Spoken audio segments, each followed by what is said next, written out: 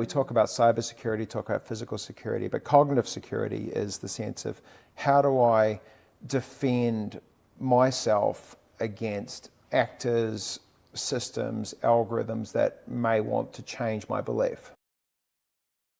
So many of the podcasters have shaped in the way that comedy has gone. Suddenly, there has been a huge political shift where the lead comedians are. I mean, there are still good comedians on the left side, but really there has been this, jumping straight into this, but just in terms of the way that knowledge and entertainment is shifting, it's incredible. Are you familiar with Kill Tony and those? Look, it's tough to create comedy when there are things you can't say.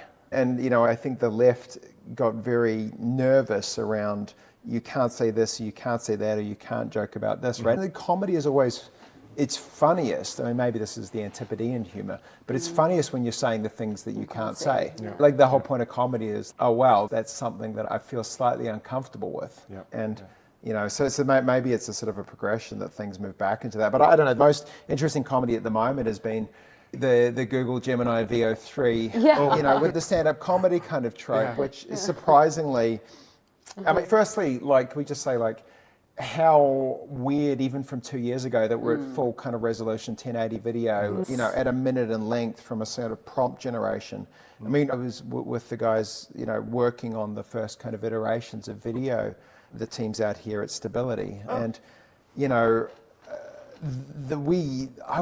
seeing that stuff 2 years ago, I would never have picked. I mean, even I'm a sort of super bullish on and I always tell people AI is going faster than you think and it's moving, but man, in 24 months to go from we can make a few frames of video to where we are today. And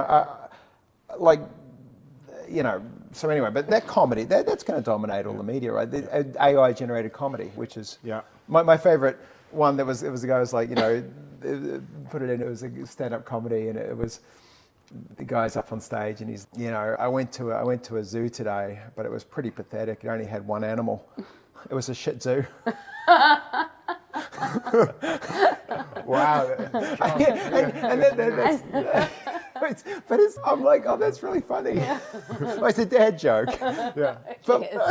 But I'm like, oh, this is, so it's really interesting, right, where this is going to go. But I always kind of get interested as to where the 50% mark is. So where things move from human dominated to machine dominated. Yeah.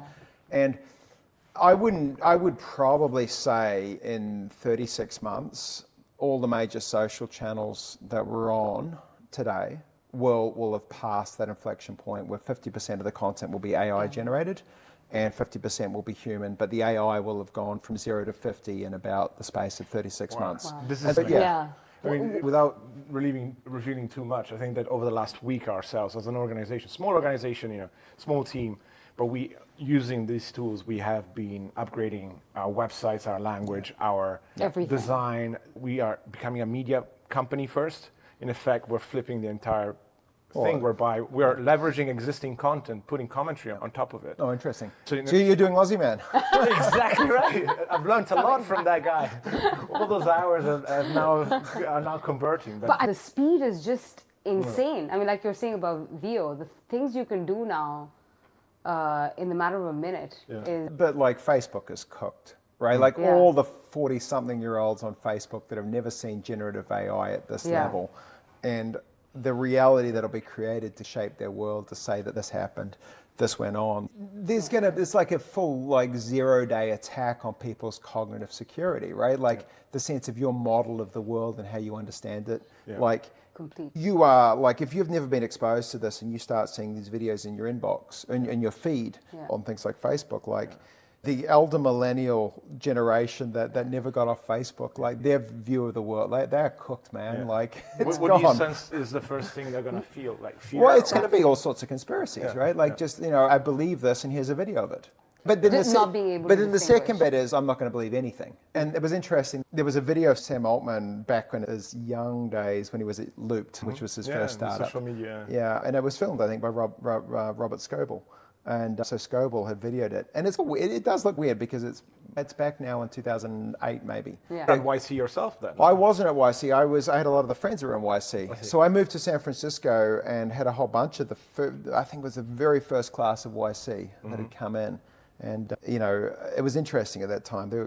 I think it was like $15,000 they got to start, the thing. And they all lived in the Y-Scraper, which was this kind of, relatively, actually very cheap kind of downtown apartment block, anyway. But there's a video of Sam talking about that, and everyone sort of commented on this, and they said, oh, that's AI generated. All right, because it doesn't quite look, but it's just an old camera. Yeah. But it's sort of weird. So to answer your question, what happens is you stop believing anything. And once anything could be generated, the default is going to be, I'm going to believe the things that align with my beliefs, and I'm going to discount the ones that don't. Yeah. And I think it leads you into a world where nothing is real, and if nothing's real, you very quickly move into nihilism. And a nihilistic view is nothing's real, nothing matters. Byproduct of that is hedonism, and actually a weird, other byproduct of that, you do start to get extremist behaviors. Without a shared reality or a belief that anything is real, like society, like the Western democratic structures that we've seen in society start to crumble. Yeah. And that's already happening, even without VO. Or VO, but it's whatever model comes out next year. Exactly. And we've seen from these models, they're master manipulators. One of the interesting things that sort of the quiet part that no one says out loud is these models are really good at making you change your mind and change your beliefs. Yeah. And we've seen, there's been 3 really interesting studies in the last 3 or 4 months that have come out. One of the ones was on Reddit. On Reddit, they've got a thing called R Change My Mind, and they put a bunch of bots up on that, AI systems, and got, people measured how well they changed people's minds. And they were at the 99.4th percentile of all humans.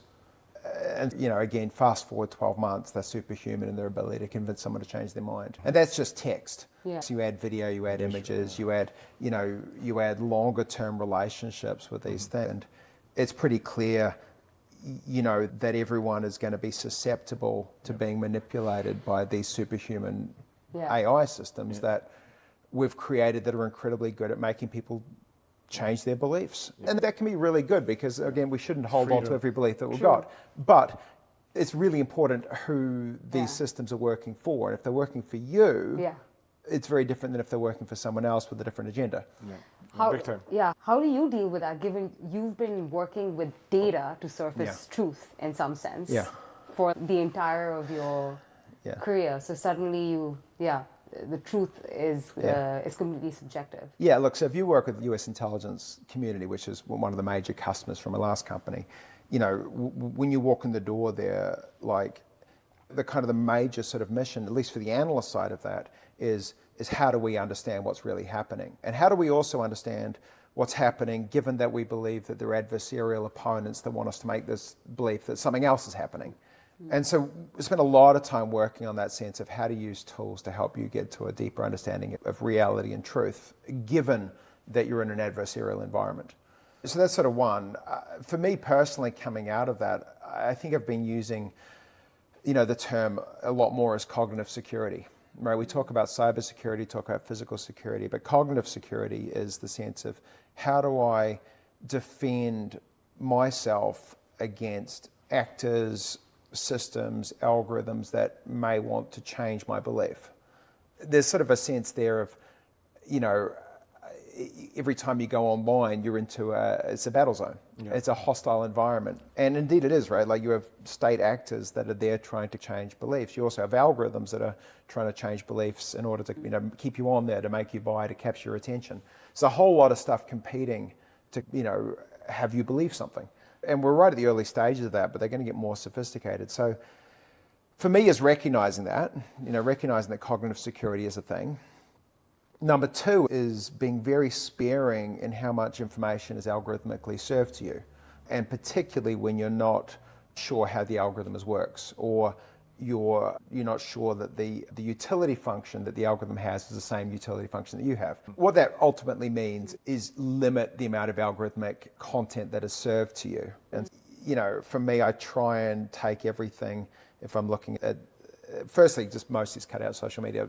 Where I do use information is curated lists of people that I follow on Twitter, but only from the timeline perspective, never for you. Every time I go across the for you, it keeps defaulting back to it, but I'm like, oh, this is really addictive. Yeah. But if it's just a timeline of your friends posting scientific papers, it's, no offense to my friends, but it's not that addictive. Yeah, the second bit is reading stuff that is old. and by reading stuff that's old, no algorithms are really pushing it. It's not really going to get you caught up in the latest kind of outrage. If you read, history, if you read like older content, it's not being pushed too algorithmically. And then the final bit on that stuff is just getting back to human curated systems, which is, again, newsletters written by friends, newspapers where editors are still making decisions, front pages. But ultimately, if you remove yourself from algorithms, you're going to remove yourself from algorithms as a vector to manipulate. So that's all that side. But the other side of it is, how do you use them to benefit you? And now, you're starting to think about building agents that work for you. And this is something that, interestingly, the financial models of paying for these systems actually remove some of the sort of the weird algorithmic optimization incentives of the previous, system. But it's not clear, exactly, what these systems come preloaded with. And so much of the stuff is, we've made them safe for you, we've made them acceptable, they can't believe this, or they won't have an opinion on that or this. Yeah. Or they tell you the source, the leaning of the information that you're reading. I think that some of the bloggers or some of the podcasters that we talked about often are sponsored by some of these platforms, I think. I don't remember their names, but... Yeah, so I think one of the big things we'll see a lot more is cognitive security coming up, and people, thinking a lot about that. It's sort of a natural response to superhuman manipulation systems. And that's not to say that like every belief that you have should be defended and never changed, but you should be aware of the environment that you're in, before you start, changing your beliefs. I understand the fact that there is a whole bunch of information that is being thrown at you in a very repetitive way, or with a mandate, if you like, as well.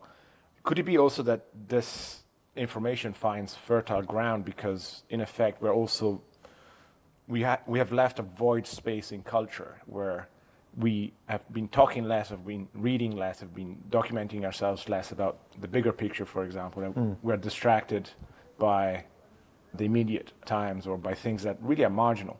Yeah. So in a sense, we are lost in the wind, and so as soon as there is a strong stream of wind that comes our way, we jump on it, because as humans, maybe we like having that level of direction. Yeah, it's like financial markets, and if you're sort of momentum trading, you're sort of you're riding the ups and the downs. But if you take a fundamental approach, it doesn't really matter what happens on the day-to-day basis, the kind of the macro trends and the fundamentals that drive it. And I think so much of the media spaces that we've been occupying have been momentum driven, right? Like you're like a momentum trader, and the thing about momentum trading in the financial markets is actually best done by machines. So humans, to the extent we have a place in the financial markets, is much more in the fundamental trading. So I think when you look at ideas, like it's fundamental, like you're looking for this from a fundamental long-term. I got a long, to take the sort of financial analogy, long hold, you can short things, of course, but you're going for fundamental, going to hold things, looking to hold things for a long time. And that's where it's interesting. I obviously, grew up in New Zealand, and, from there, one of the things I do as well is I tend to only read the news from New Zealand, one or two of the New Zealand websites. And it's a weird thing to do. Firstly, like New Zealand, there's lots of happy things. There's always stories about ducklings crossing the road in New Zealand, which is wonderful. Good society. But the second bit is, by the time the New Zealand media filters out the world's news, it cuts all of that stuff out, and to an extent, like the filter of, the outside perspective of what sort of matters. It gets you out of the momentum trade, right? It sort of smooths the noise. Interesting. There's plenty of very clear-minded individuals that come out of New Zealand. If you look in the sports world, you've got top athletes that are able not only to be very technically good, but if you look at, for example, the sailors, they're so the sailers. cold. We had Liam Lawson just came in 8th, I think, in the Monaco Grand Prix. Oh yeah, so you're right. Shout out to Liam on the Formula One side. We got the sailors, we got the rugby, we've got some decent stuff going on. But good on New Zealand. It's a performance mindset. And founders, first to climb, or first, along with Tenzing Norgay, Edmund Hillary climbing Mount Everest. I don't know. Have you been to New Zealand? No, but you got to get up. New New Zealand Tourism Board. I got to there you go. do my work. Or that's the future, right? You would try and create not isolation, but try and create living spaces. Because here there's a lot of noise in Europe. Like you're bombarded. It's almost like we're brokers of troubles. We've got all sorts of news coming from the east, the south, the west, the north. And we're trying to find our place in there. The majority of the stuff that we're doing is not objectively relevant. It's not like producing anything, and we're not becoming better at a real skill. We're just becoming worried and trying to find a way through. Yeah, look, to be clear, we are in uncertain times. Like, I think geopolitically, technologically, even locally with the social dynamics, we're in a time that does feel quite different. And, I think if you look at this, artificial intelligence is going to change white-collar work. I mean, it already is. I mean, I think you can look at any of these components that are shipped in the last 3 or 4 months, and even if nothing improved, there would be a significant percent, 10, 15% of white-collar work that would be changed beyond belief or indeed eliminated because of these things. Right now, we're not at a place where all white-collar work changes with today, but, you could certainly see half of it in the next couple of years. So that's changing. And then the other side of this is, we've talked about the ability for these systems to change belief structures and to remove a sense of common knowledge and reality. So you've got that side of it. So that changes some of the fundamental underpinnings of the democratic structures. So you've got the social side of it, the economic side of it, you've got the democratic side of it, and then on the other side, you've got the military side of it. So the ability to, control, orientate, use autonomous systems with AI will confer an advantage to those that are the best at that. So on all of these levels, you've got this technology coming in and changing very significant parts of society. So that's going to create volatility, right? Yeah. And it's going to do it probably faster than anything we've seen. And so for me, I always go back to, 1890s through to 1913 and look at the mechanization of farm labor and the kind of the disruption that created over that period of time, the introduction of tractors replacing horses and mules, and, also, horses and military. And at the same token, see the emergence of things like radio as a propaganda channel, right? That comes a little bit later, like but you also got the telegraph emerging, so the ability to move information. So there's a lot of sort of parallels for me around that time.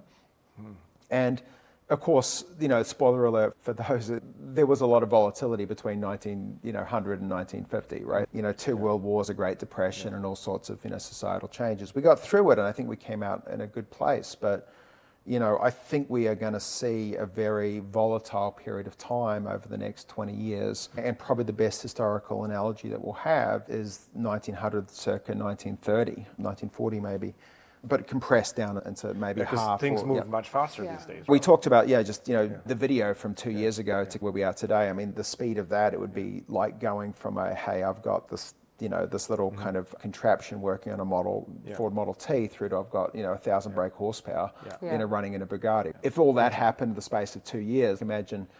Yeah, and in warfare, we've seen how fast drones came into the picture. I didn't even know that was commercially viable to be deployed in warfare.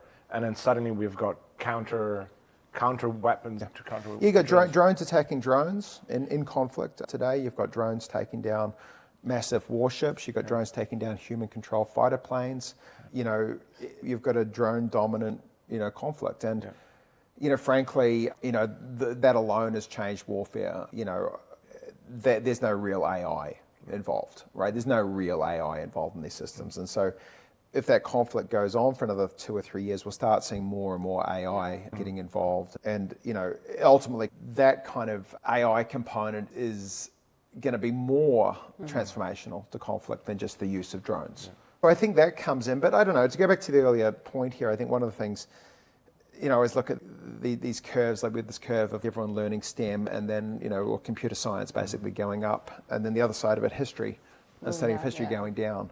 Almost inverse. I don't think a lot of history students were like, I'm going to study computer science, but the two do seem very inversely correlated. But I think we've collectively stopped studying history, and I think, in Silicon Valley, as I spend time there, I think the sort of knowledge of history is really not very sophisticated. And Do you think that even the leaders of venture, they take they take snippets of... I don't think they're paying attention. I mean, if you're building the future and the future is coming so fast, why look backwards, right? Now, of course, there's an answer to say why you should look backwards, because you may not make the same mistakes that people have previously made. You may learn something, but I think when the future is coming at you so quickly, you don't have the time and the luxury to look backwards. And I put myself in that place, like I was building companies, and one of the first things that I sort of realized when I sold the last one was I'd spent no time kind of studying history, and I had these massive gaps in my knowledge of what went on and what happened. And so how did you get to the first company?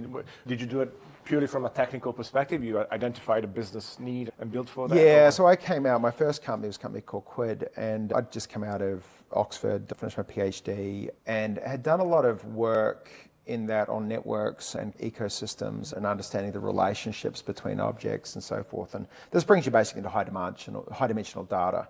And I get really interested in that. So, it'd be it's probably not the best way to think about starting a company, but I think as a scientist in a first-time company, like it actually is not too bad as a sort of rule of thumb. It was just what's really cool that I would like to work on, and then can I make a company from it, rather than what's a really important business problem, because I think your second and your third companies, you think more about that, but and maybe other people should think more deeply about the problem you're solving. But for me, it was the technology to work on. And for me, it was how do you help people understand really complex high-dimensional data. And when we started that in 2009, it was really leaning on a lot of visualization. And actually visualization of data, I think, is still a really fascinating sort of space. And it's one that, as we've sort of gone forward with AI, we've sort of moved away from sort of changing the user interface. It's just a chat-based screen. It's actually pretty primitive.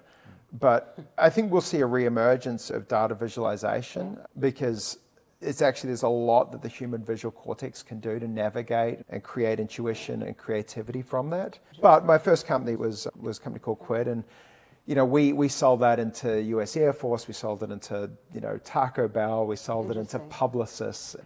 We had a huge range of customers, from pharmaceutical to military to Fortune 100 consumer product groups. And that was sort of based off this idea of, it'd be really cool to have big screens with data that you can manipulate, and then can you build a company from that?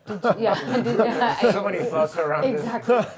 Because we've got so much data ourselves about the work that we're doing and how science is evolving and how scientists behave. That ourselves, we've got a small team of, product builders, tech leads. And we're trying to figure out, can we visualize all of our world on screens? And we're trying to understand what are the metrics to so we did some wonderful stuff. I remember my favorite, and if I was, had time to create a project myself without necessarily having a huge commercial requirement, to be going back and creating visual interfaces for scientific research. And there's a few little sort of hobby projects out on the internet, which I always kind of keep an eye on at the moment, doing this stuff. And it's becoming easier to make these things. Actually, on that piece, did you ever think, what drew you to the idea that it could be a commercial endeavor versus just being an academic project? Look, as I say, I moved out to the Valley 2008, 9. So before you started Quid? So we moved out without... How come, what made you just get up and be like, I'm going to move to the Valley? So I guess, I don't know quite what to call, like basically an internship in the middle of my PhD.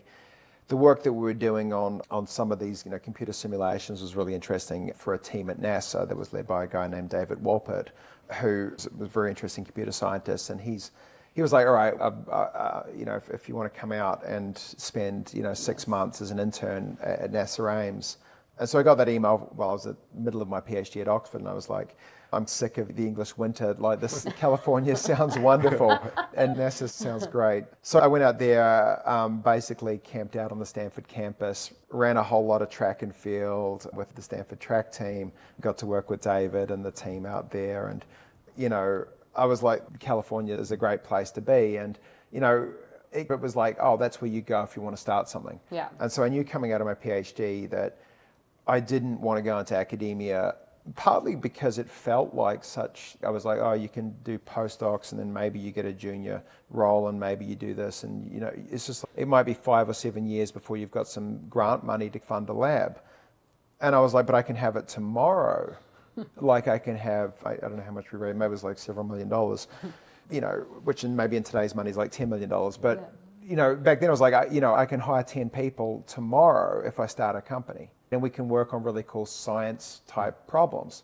And so it just felt like speed running the whole, start a lab, get a grant, get tenure. And, so it was also around, it was Peter Thiel and Max Levchin and the PayPal mafia back then. And from that, I mean, they were very persuasive as well. It was like, why would you continue down the university system? Whatever you need, it's here. You can make it, you can build it. And so for me, it felt like a place which had a lot of energy. It felt like a place that you could just go and build things. And it felt like a place that didn't have this credentialing. Oh, you've got to have this before you do. They're just like, here you go. And it was almost this little bit of, I remember you raise the money at the time and you kind of look around and you go,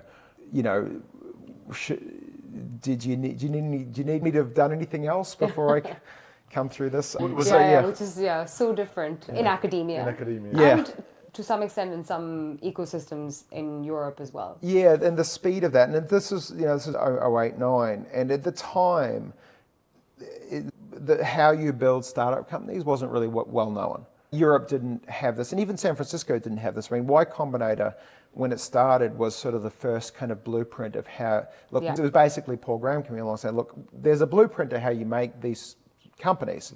Let me kind of show you. The same with the PayPal mafia, right? There's a blueprint to how you make these companies. We can show you. And, you start to learn how to build these kinds of companies, right? And that was really held very closely by a very sort of small community, and it hadn't dispersed. Yeah. Now it's much more global, right? We've learned these things and things go. What we haven't learned, though, is how you build deep tech companies. And that's still actually held by a lot of people. But coming out to the Valley, there was an energy, there was some interesting people, and frankly, like it was, my belief is it's easier to take risks when you've not got too much to lose. And coming out of a PhD stipend, it's only upwards. It's just, I mean, your costs are so low, like your risk tolerances should be really high. And I didn't feel like it was a huge risk at the time, but it was probably, looking back, I probably had about $7,000 or $8,000 in my bank account saved up from my stipend. And 2 suitcases. That was it. And it was like friends' couches, sleeping on couches in San Francisco. And, you just be like, I'll just figure it out. And that wasn't unusual in San Francisco in 2009. That wasn't unusual. And so there was a sense that that's what people did. And it was exhilarating. There is this movement now for scientists is becoming at last much more normalized to leave academia and go through the path that you went through. However, it feels to me like you have a personal character trait that most scientists don't have, which is the one of leaving something that is comfortable and that you're familiar with to go somewhere with little capital and 2 suitcases. And so, how important do you think is this aspect of wanting to jump from one place to the other? And do you think that you can learn it, or it's just something that you're born with, and you just realize that you were born to build companies and that you were just in the wrong place? So I don't think I would put my hand up and say I was born to build companies. I think I view it very much as I'm born to go on adventures. The thing is about the physical world that we're in, there are some adventures around the physical world, surely, but a lot of travel, it's not really an adventure, right? And it's not like climbing Mount Everest. It's not, especially today, exploring the Amazon, right? There's bits of it for sure, but I think the biggest adventures are at the frontiers of science and the frontiers of technology, right? These are the things where you're like, wow, we're discovering something that no one's seen before. Like when you see the first AI models and you look at the stuff and you go, wow, we just created this system. Who knew that was possible? Or you see, back in my first company, you start visualizing with, touch-based interfaces and gestures and think, oh my God, this is amazing. We've cracked this problem. And you start glimpsing the kind of the future. So for me, I think there was a real sense of like adventure. What's the next adventure to be on? And even when I did my PhD at Oxford, like I was in the physics department, but the adventure for me was, solving the mathematical structure of insurgent ecosystems. It was warfare in Iraq. And I was like, that's going to be the interesting piece. And then, of course, you know, when you're invited across to go and spend time in Iraq to help with the, you know, the counterinsurgency work there, you know, I put my hand up and I'm like, yes, I'll go. So and that was during the that was just after it was during the war. During the war. So 2007-8, you know, got invited by the Deputy Prime Minister of Iraq to go over and help with the. Is that how you developed an interest for stacking? It was stacking. So that was your PhD. My PhD was with the mathematics of war, and you know, understanding ecosystems, which is where the high-dimensional data structures start to come in. But it was one of those ones where it's, you know, if something interesting comes along, which I haven't seen, like there's a part of me that goes, wow, that sounds like an adventure I'd like to go on. And, you know, I think there are certainly a lot safer ways to play things, like academically and intellectually, and obviously, you know, from a physical security perspective. But life, for me, is just always more interesting when there are adventures to go on. And in 2008, one of the biggest adventures seemed to be like going and being like, I'll go to Silicon Valley and try and start a company. And the adventure in that is you don't know if you're any good. You don't know if you sort of do know that you're not qualified and that you're going to have to like rely on your abilities in a way, like you know, that you don't know the outcome, which is what an adventure is, right? You go on an adventure, you don't know what's going to happen. There's a sense that maybe, you know, everything isn't going to be okay. And that kind of heightens everything and the experience sort of amplifies from it. So I think, you know, can you learn this stuff? Like, I think is the more times you do it, the more confident you are that you'll be able to figure your way out of situations where you don't know the answer. If you've continually put yourself in place where you don't know how you're going to solve something, how you're going to do something, where you don't have a playbook to run. Yeah. If you've done that many times, you're like, I'll figure it out. And it manifests this sort of thing of this feeling of like risk, but it's actually driven, for me anyway, and I think a lot of people, it's driven by adventure, but it's also driven by this sense of actually of all the times I've ever progressed and learned anything, it's been when I've been forced to do it because I don't know what the answer is. And I sort of, it's funny, I go back to, I remember I was chatting with a friend of mine, he's the CEO of one of the biggest companies in the world, and I was chatting with him and about, as I said, on the board of a big energy company, and I joined the board and they said, Sean, do you play golf? And I'm like, I haven't played golf in my life. But they were huge golfers on the board. I mean, it's an American energy company. And so I said, of course I play golf. Like, I have to make friends with the board members. Of course I play golf. They said, that's great, Sean. You know, next week we're taking the jet and before the board meeting, we're going to play Augusta. Oh, that's and I said, I had to look it up, Augusta. I was like, oh no, what have I committed to? I've never played golf. I've got to go. So I got 2 weeks and I was just like, at that point I could have been like, no, I can't make it. I won't do it. I don't know how to play golf. But I was like, no, I've got 2 weeks. I can practice morning I can practice morning and evening. I can learn how to play golf in 2 weeks. All the slang. Yeah. How did you do? A birdie, a par, whatever. So thinking about hole number 7, I think my caddy started to realize that. No, you don't even, this has just been learned in a 2-week window. When he started to like pull the plastic wrapper off of the golf club, he's like, you've never used the 3-wood? I was like, no. But no, I got a par on hole 13. I had a shot for birdie on a number of holes. Nice. And most of it, I was mostly proud of it. I didn't mess up the course because we were playing it before the Masters. But I remember it all seemed very normal. And then my friend I was telling the story to, that he was the CEO of one of these big public companies. He just said, oh, that was risky, Sean. And I was like, yeah, you're right, it was. But then I sort of reflected back and I was just like, but how could you say no? Exactly. How could you say no? You have to say yes, and then you'll figure it out. Yeah. And that's sort of like a little toy example. I mean, it's neither here nor there, but you realize actually that underneath this is you've got the sense of, I can say yes to doing things, and I can figure out how to do it, even if it's really like compressed time, if it's difficult. That's where you'll start to come alive, is when you're forced to figure something out that you don't know. And that for me is what an adventure is. And that for me is there. So I think for scientists, my sort of recommendation is put yourself in a position where you say yes to things that you're not really qualified for, that you don't really know how it's going to end, where you're on, and quote, an adventure. And the more that you do that, the more you trust yourself that you know how to figure it out. And once you've done that, you've got a whole lot of things. And so when you're building companies, It's kind of, sort of using the analogy of climbing a mountain. You can lay ropes down and you can, lay siege to the mountain and plan out everything and all the rest of it. Or you can go free climbing. And if you go free climbing, you're saying, I don't really know what's up there, but I trust that I have a bag of techniques and skills and strengths, and I trust I can navigate my way through that given of all the things I bring there. So I don't know how I'm going to do it, but I know that I've done a lot of things and I know I can improvise with those skills. Free climbing, you're still climbing with a rope. It's not free solo. Yeah, let's be clear. It's not free. You shouldn't do it. You still got a rope, but you're ascending on a route where you don't know how you're going to do everything. Yeah. You don't know how you're going to do everything, and it's that first look, and you look up and you say, there's a pitch here, and there's cracks and there's handholds, and that looks familiar, and it reminds me of the time I was doing that, which was similar, and I can bring those skills across. Yeah. So again, it's that sense of the more times you do this, the more skills you have to bring to the table, and the more confidence that you have that even if you don't know the answer, that you'll figure something out. Yeah. And that de-risks things massively. Yeah. Were there big things between your first and the second company? Yeah.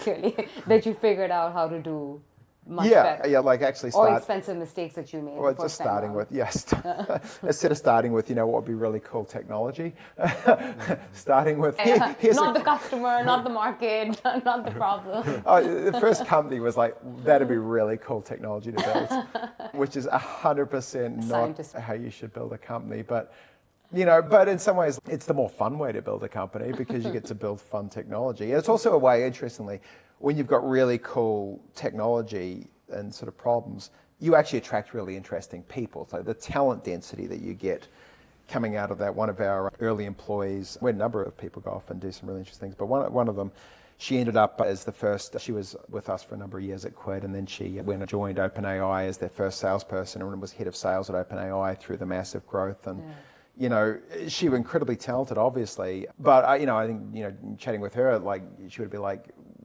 she wouldn't have come to work for us if, at Quid, if it wasn't an interesting technological problem. Yeah. So you get that upside, and so there's sort of an interesting thing of cool technology, we'll figure out what to do with it, which is absolutely against the lean startup method and everything like that. Yeah.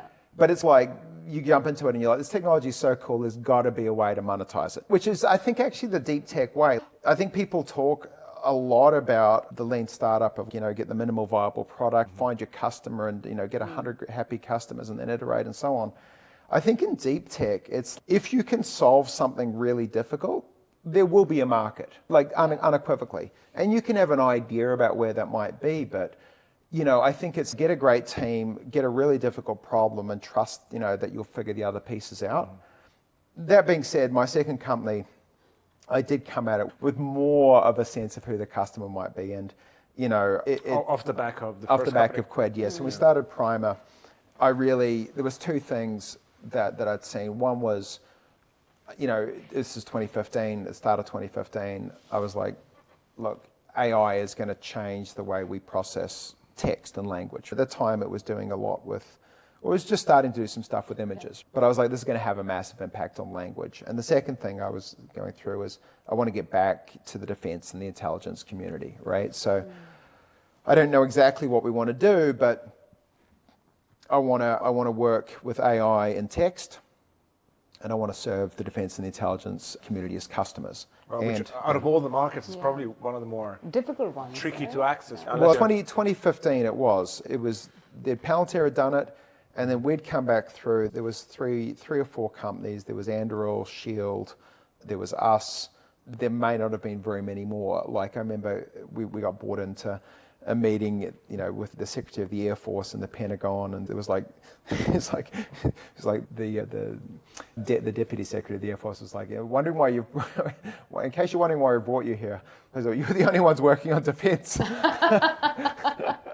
But seriously, we like what you're doing. But it was that sense of, we're it. There just wasn't many people that came in. And indeed in 2016, 17, it was really hard to have a social license to operate in defense in the Valley. Like you had to put a lot of time in to say why this was an important problem. It's not like today where you've got a land war in Europe. It was, the thinking in the Valley was like, why would you work on defense, right? Everything is fine. Everything's fine, but it's also that's bad things happen with military. Like, why would you do bad things?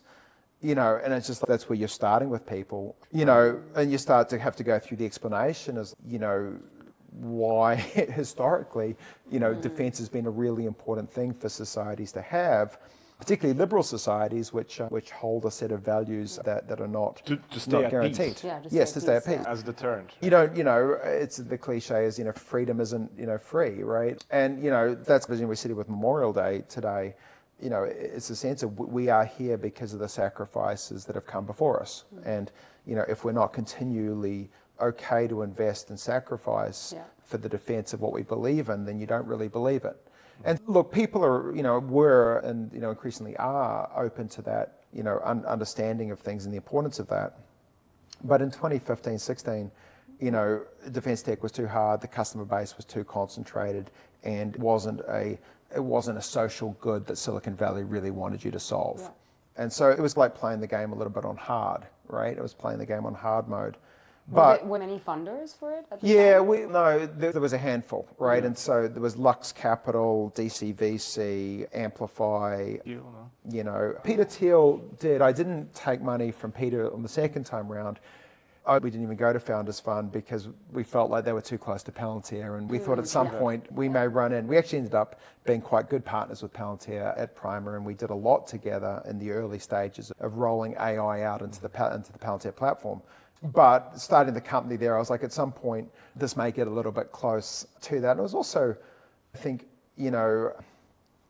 Peter was in a different stage of his career at that point, and I'd gotten to know Josh Wolf and the team at Lux very well, and Zavin Dar, who was one of the young upstarts at Lux. He's now got his own fund, Dimension Capital, which is doing great things, and shout out to Zavin. But Zavin and I really clicked and went through with that. But no, we had a great bunch of investors. We had James Cham from Bloomberg Beta, and we had Mike Dorber from Amplify, and we had a wonderful group. So they came through, and we got to take on that problem right at the start of AI, and one of the handful of companies in the defense sector that were working on emerging technology. So we had a front row seat to some really interesting stuff and getting the first deployments of AI systems inside of these organizations, really literally the first AI deployments. But also, looking at the bleeding edge of this technology of how does it change warfare, how does it change intelligence? Yeah. And there's stuff that I'll never be able to talk publicly about, but, this technology is incredibly consequential for warfare.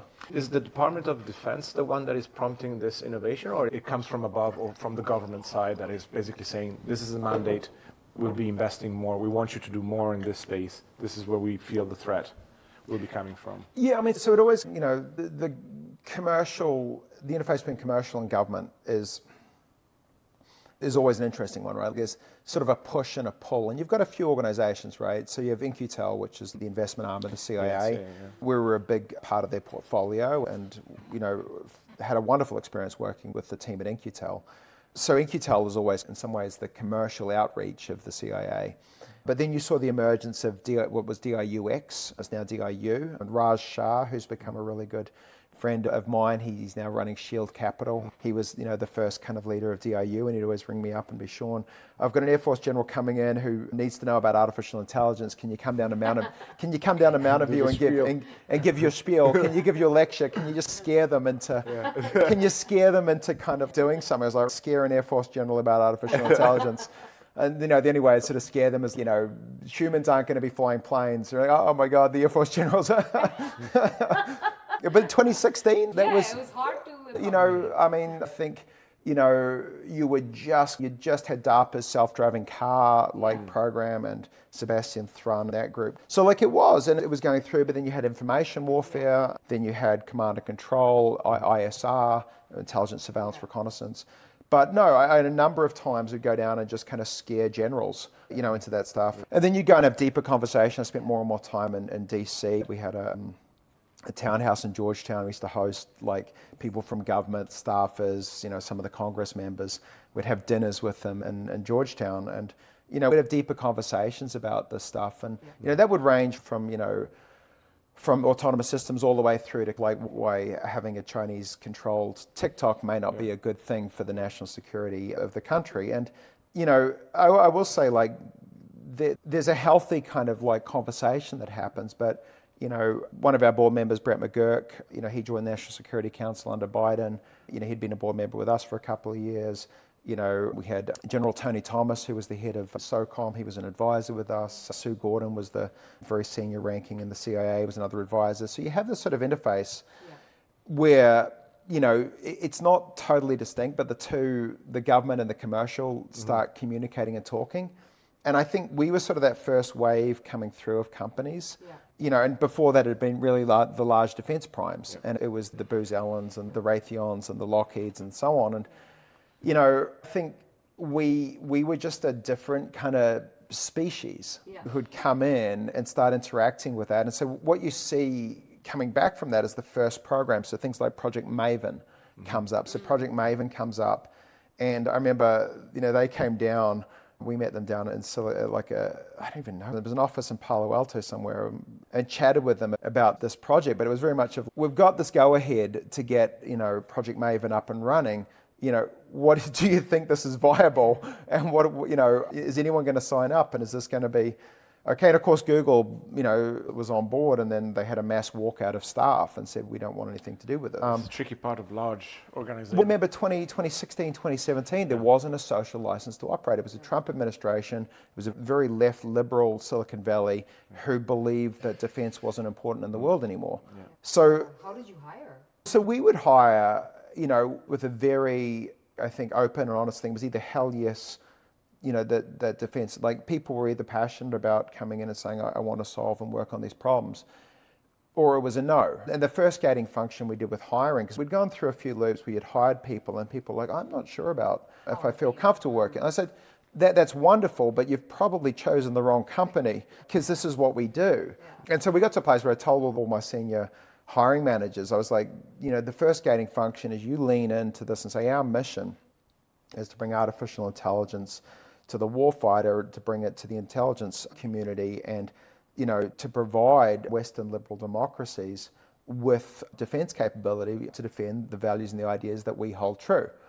And if that's not a yes from the people coming in and interviewing for this stuff, then just say thank you. Go and find an accounting software company to work on. This is not us. And so I think one of the things that people forget sometimes, hiring is a precision game. Everyone you hire, you want them to be good. It is not a recall game. You don't need to hire everyone you possibly could hire, but the people you do hire need to be very good. And I think sometimes people, when they're hiring, they're like, oh, this person's really good and I'd love them to be there and so on. But the answer is on this stuff is it's not, you don't need the volume. You need a few people that are committed to the mission, that you have a high probability in believing that it'll work. And the more gating functions you put in, you know, actually the better it comes. And I think sometimes startup companies, they try and be too broad in their appeal. But you only need to start something up, you need, you know, 50 great employees. And you should be the company that is the only choice, right? And so for us, we would say, we want to be the only choice. If you want to work in AI and text-based AI and defense issues, we are your choice. And we were the only real company for a long time where if you had any inclination that was an important problem space for you, that you would go. And if you can be that company, you're automatically going to get the best talent. Very clear. Having that clarity, but also being committed to the vision. Because, I mean, this is a rhetorical question, but one could also say, what about diversity of thought? And, you know, bringing in people that are not dissenters, but they're challenging. Sure. Someone comes in and says, maybe we shouldn't do defense. You're like, oh, that's an interesting thought, but we are. That's dissenting in time. But we've made that decision. So, yes, you want some people, you know, but if you think of this as an adventure and you're going to go and climb a mountain and you have someone that comes up and says, have you thought about kiteboarding? And you're like, sure, but we're in the Himalayas and we're looking at a mountain that we're supposed to try and figure out how to climb in the next couple of weeks. Kiteboarding's a lovely suggestion, but there's no water. So, you know, so I think you want people from different backgrounds that can bring different experiences to the table. But you need people that, you know, are irrationally committed to a mission. And if you're not irrationally committed to a mission, you don't tend to obsess about it. And if everyone around you is obsessing about stuff, and you're there and you're asking, should we even be doing this? It's just a really weird dynamic. I think you want to build that sort of, it's people that can't go to sleep until they've solved the problem. And we've all been there, right? We sit there and you're like, and friends will be out. I was like, I can't go out. And then why? What have you got on? I was like, this is a problem in my head and I haven't solved it. And if I went out with you, I would just be sitting there solving it. So it's better I don't. Cause I've just, it's, what time do you go to bed? It's 6 a.m. It's like, why? I couldn't solve a problem. And so I couldn't sleep. And so I had to solve it. And you want people like that because, it's that's the thrill, right? It's that thrill of being around people that are just obsessed about the problems that you're obsessed with. And, you can go plenty of places and work with plenty of smart people, but if you're going to build a company from scratch and you're going to put those components together, you want to be around people that obsess about it as much as you do, because, ultimately it's hard for a reason. And if you just sort of, phone it in, you're probably not going to solve it. Yeah. Wow. It's great for our founders, but also personally, I think it's just maintaining that level of focus. But the people around you, they bring it back for you as well. As you start companies yourself, you always get a bit tired and a bit jaded, but then that energy comes back in and it lifts you back up and it reminds you why you got involved in the stuff to start with. And that stuff is, it's environment. But to be clear, it's a hard game. And much like any kind of adventure, right? You go back and read the histories of the sort of the Victorian, the Royal Geographic Society, the adventures of Burton and Speck, and so they'd come back with several different viruses and near-death things, and then they'd come back and recuperate in London for 12 months before going off on the next adventure. Like adventures, I mean, people talk of things like Magellan circumnavigated the world. Magellan never circumnavigated the world. He died in the Philippines, I think it was. He never made it. In fact, 3/4 of their crew died. Now, we're not talking about death of like startup things, but like the old adventures, like the attrition rate was immense. When you went on to do like crazy adventurous things, there was a massive physical toll. I think in our world, it's not life and death for the most part, but I think the emotional toll, the stress toll, that is massive. And I think one of the things that's important is you recognize that going in, is that the physical toll of this is very high. And I think sometimes people go in and everyone's sort of told as, oh, you can do it and you've got to get this balance and you've got to get, the reality is kind of so you go back to Magellan and you're like, you're circumnavigating the world, you're going through this stuff, like the proxy is many of the people aren't going to make it back to the other side of this. So what are you going to do, when that stuff's happening? How are you going to prepare for that? And I talk a lot of founders nowadays coming out, I sort of like joke, it's, sort of founder therapy, but I always ask, how are you doing? How are you? And they'll, most founders will come in and they'll be like, oh, we're great, we're hitting our metrics and we got this. And how are you? Are you sleeping? Are you sleeping? When was the last time you switched off? How are you eating? The food. What's your protocol for winding down on an evening? Did you build that in the second time round? That's something you become a lot more conscious of. I think the second time is that you're in it. I think the first time you never quite know if you're going to make it to the next stage. I'm going to make it to Series A, Series B, or so on. I think the second time you go through it, for me it was like, if I don't do anything too dumb, we will have many years of running this company, right? It was 8 years I was running Primer. And as well as Series A, Series B, Series C, you're going to raise a lot of money, raise hundreds of millions of dollars. You're going to raise, sell, but you're going to be in this game for many years. Nothing is done in life without 5 years of hard work. You don't get anything of substance. So you start planning for that, and I did. And I was like, all right. And I don't think I did necessarily as good a job as I could have looking back, but certainly better than the first company.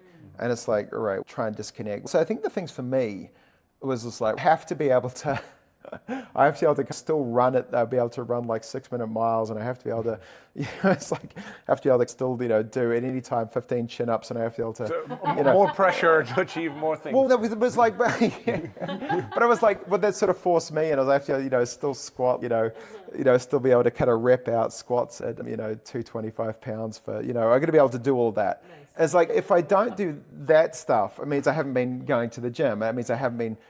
And so that was, if I've been doing that, it means I've had to have a degree of physical exercise. And then, So that was one side of it. And then, other bits were there was like, I'm going to take 2 weeks off, like nothing every year over Christmas. I'm going to take 2 weeks off, and that's non-negotiable. So there were bits like that would come through. I think looking back, if I was to do it a third time, I think I become a lot more attuned to like how the body. Because you're thinking about it. Yeah, you always. I think we were talking about it the other week in SF, right? Yeah, I think there's always this sort of loop of founders.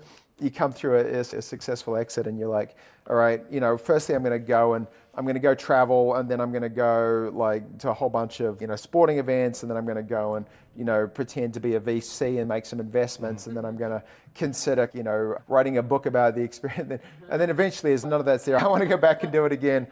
And so it takes about a year to 2 years to get back to that place where it's like, I got to go back and do it again. But I think this is sort of part of that sort of recovering and finding the space. But I think coming back in for me, I think there seems to be 3 or 4 cycles of like sort of cortisol reduction, right? So I think a lot of startup stuff is used to accumulate cortisol, and that never gets dissipated if you're not conscious about it. And so there's sort of 3 cycles on that. There's the sort of the daily cycle, right, which is there. There's the sort of the weekly one, and there's the sort of the one that takes more of an annual kind of space. But I think you have to be able to really conscious about winding down every evening, right? So you're not going to sleep well if you're spiking cortisol like within the 3 hours of bedtime. And that's really, do not pick up that email, phone, or whatever, 3 hours before bed, which means, you need to, have the phone outside of the bedroom. You need to not answer anything. You need to know that no matter what, like you're not going to be dealing with that. That's easier to say, but then you're in the middle of a crisis and you're like, I've got to deal with this. We're like, you can, but you're not going to sleep. Yeah. So how are you going to be tomorrow? And if you keep doing that, you're going to continue not sleeping. So that's your sort of daily one, right? Nothing, maybe it's 2 hours beforehand, but also nothing the first hour when you wake up. So many times myself, you wake up, look at the phone, you're like, should I go deal with this? This is the worst way to wake up, is like a whole bunch of problems. And if you pick up your phone as a CEO, as a founder, you're going to end up with 10 problems before you've even really adjusted your eyes to daylight. Yeah. And you've probably gone to bed with 10 problems that have been on your mind. And so you don't sleep if you're not really conscious of that. You can still... Have you been reading about this, or somebody? Yeah. So, the other side of things is human performance. And so I come from a sort of a decathlon, right? Oh, decathlon. Oh, yeah, wow. So track and field, and, I was, national level athlete and competing internationally in decathlon. You learn a lot about like the physical systems. Yeah. We've done so little learning about the mental and emotional and cortisol systems that come with high performance thinking. Yeah. And so I've been sort of getting more into that, but one of the ones that's come through is these cycles of cortisol, and one is the nightly. The second is if you give yourself 48 to 72 hours, the cortisol will take another step down. And that's sort of your weekend, right? Yeah. That's your Friday through Monday, is you've got to get that step down on the weekend, which means you've got to switch off. So much, times you're like, I've got the weekend, now I can work on problems, I can things. But again, but we were here yesterday. Sean was third time. Where are they going? Exactly. First row. So you think about that, it's, but you need that space for the cortisol to drop again. And then the other one comes somewhere between 2 and 6 weeks. And that one you never experienced. I never experienced as a founder until I exited the second time, and I was just like, shut everything off, and I was down in Mexico City and just hanging out, and and I remember like after about 2 weeks, I was like, wow, I just feel like this energy back, and then it took about another 4 or 5 weeks, and I was just like, wow, I got to do something, and it was such a foreign feeling for those last 8 years. And of course, what I learned now is that you've got another massive step down to the cortisol. And it's funny, like friends that have met me after I've not been in sort of founder mode working on companies, that you seem different, Sean. You seem, more kind of present, much more relaxed. You're actually quite funny. I was like, I wasn't funny, but no, you weren't funny before. And it's because you're not stressed, right? You're coming in. And so I think building in these structures, right? So you've got to have a structure that gives you a 24-hour cortisol reduction. You've got to bake in on a weekly basis that 48 to 72-hour one. And then you're probably not going to get it every month, but maybe each quarter, or at least maybe biannually, right? You get a 2-week kind of wind down, and you're really conscious about doing that. And if you do that, on the other side of it is more energy. Yeah. and there's more enthusiasm. And it's, if I've got to last for 8 years, 5 to 8 years in this game, I better plan this in a way that allows me in year 8, when I'm playing for 10 times, 100 times more consequential, money in 8 years, then I'm at the top of my game. Because if I'm at the bottom of my game in 8 years and I'm playing for all of this outcome, what's the point? So it's this thing where you've got to ramp up, because every year you're in the game, the consequences and the things start stacking. So I think that side of it becomes really important, is switching off. I think the other side is, because you've got all the stress, you think about inflammation, and then you start thinking about other things that are creating inflammatory responses. For me, one of the ones was I was doing a lot of travel backwards and forwards between San Francisco and DC, and sleep was always like struggling on that. And then I did like a dry January kind of thing on alcohol, and I was like, at the end of it, I was like, I'm sleeping really well. And coming out the other side of that, I was like, I looked it up and I was like, sleeping without alcohol impairs sleep. You'll get read, and I was like, yeah. Should have figured that out. But you're like, how does one beer really change anything? And this is 5 years ago, before the no alcohol movement really sort of kicked on.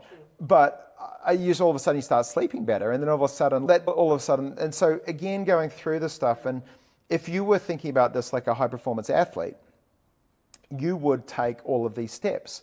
And I remember one of my old high jump coach, he back in New Zealand, he coached the Olympic high jump champion who won, kind of Hamish Kerr.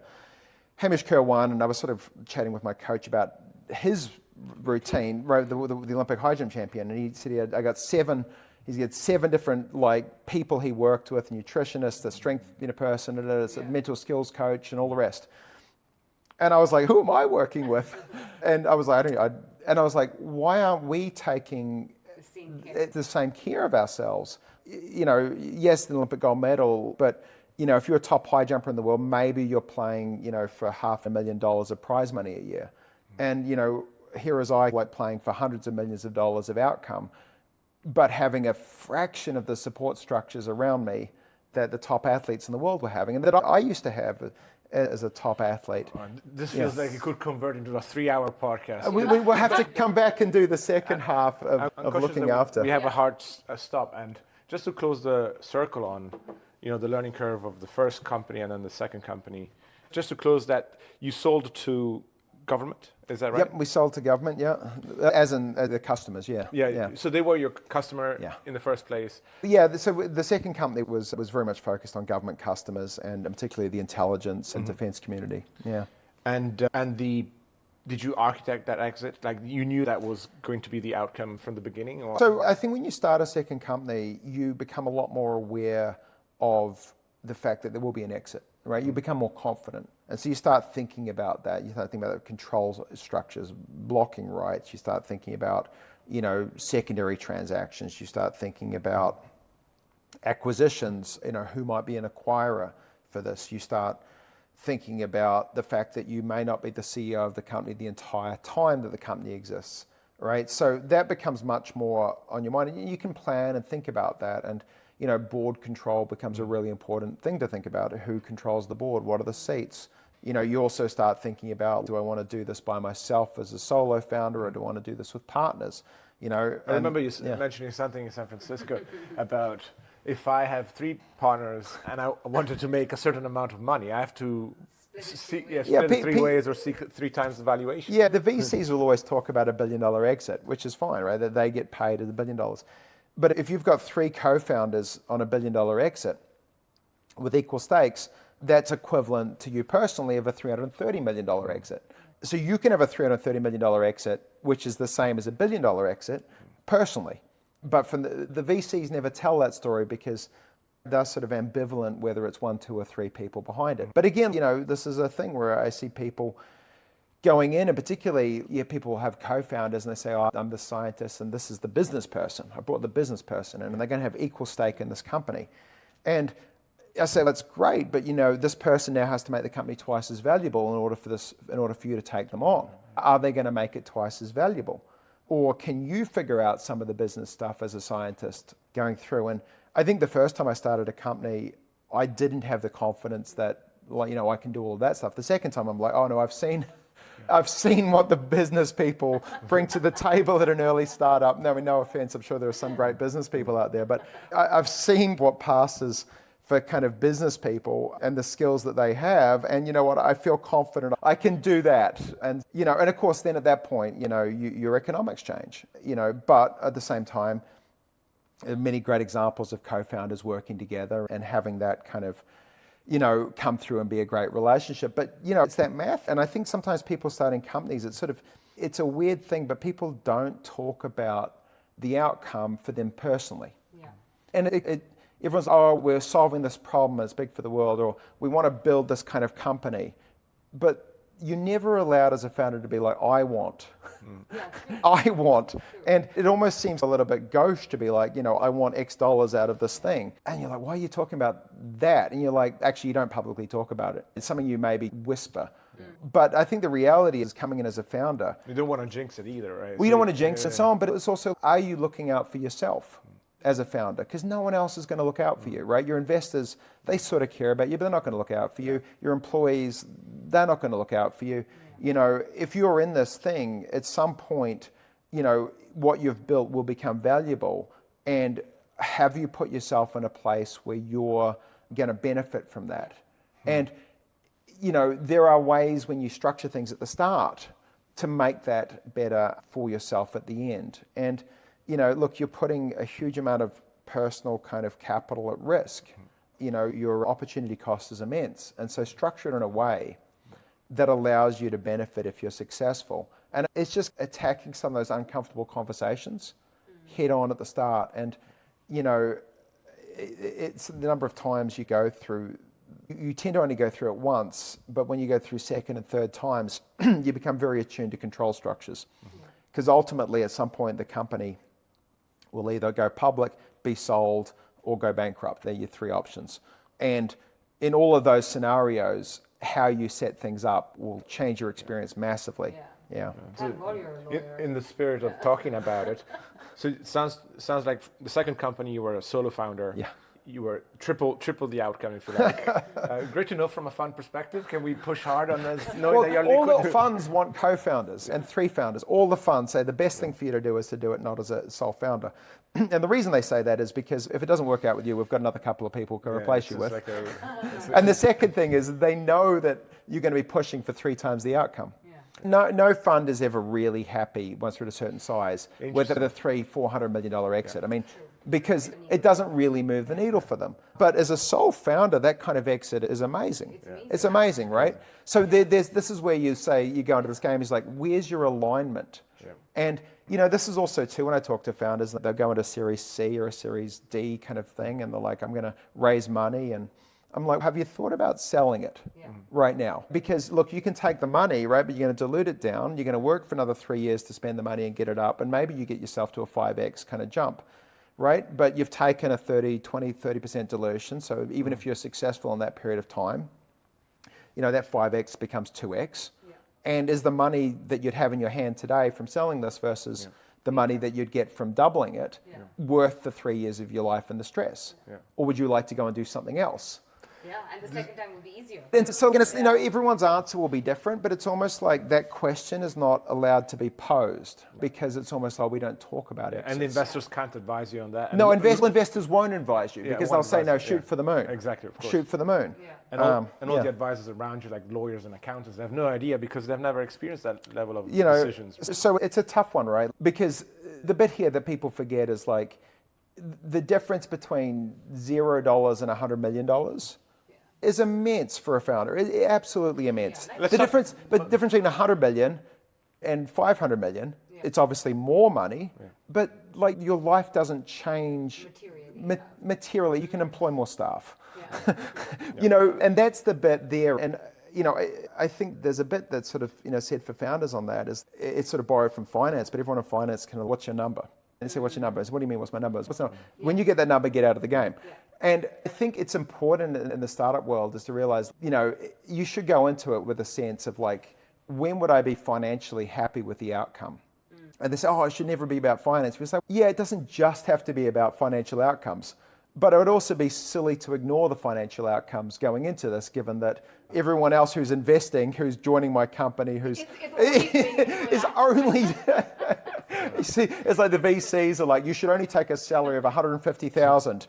Says the VC who's sitting on 2% carry of a $500 million fund. You should only take economy flights across. Don't preach to me from where you're sitting. This is somebody who's, but anyway. It hasn't changed you because regardless of, the entity, the exit, you still want to get back.